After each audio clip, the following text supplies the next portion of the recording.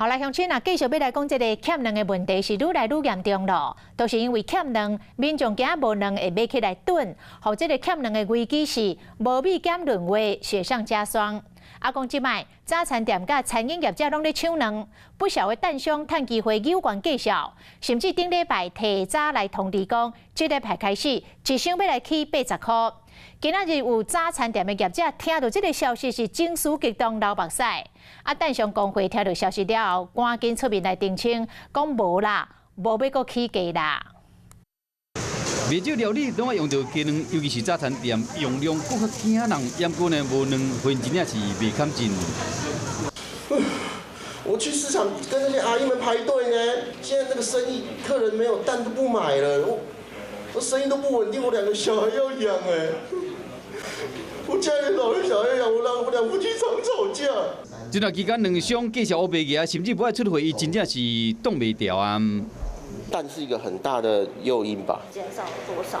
至少减1半。涨很久了，从去年开始涨到现在。如果真的要涨到15块哈，真的是民生都会觉得太贵了。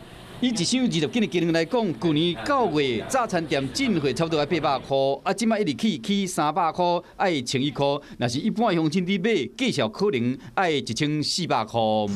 加蛋一颗涨到15就会很有感觉，应该大家都是要承担到的。一些百姓也是要买啊，对啊，价格也是没有比较便宜。除了有的人烧钱买搁囤货以外，另外一个问题就是鸡卵商。啊，这大中大的盘商哦，一箱青沙老阿伯，我当然要卖青沙呀。他已经破坏按的交易机制。蛋商是否有存蛋的问题？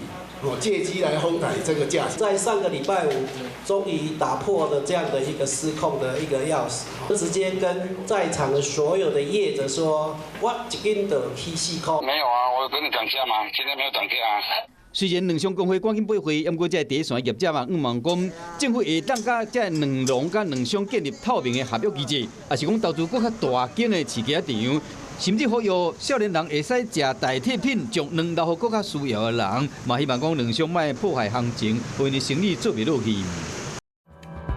Hello， 我是叶明，想要看到更多更及时的新闻内容，请订阅华视新闻的 YouTube 频道，并且按赞，开启小铃铛。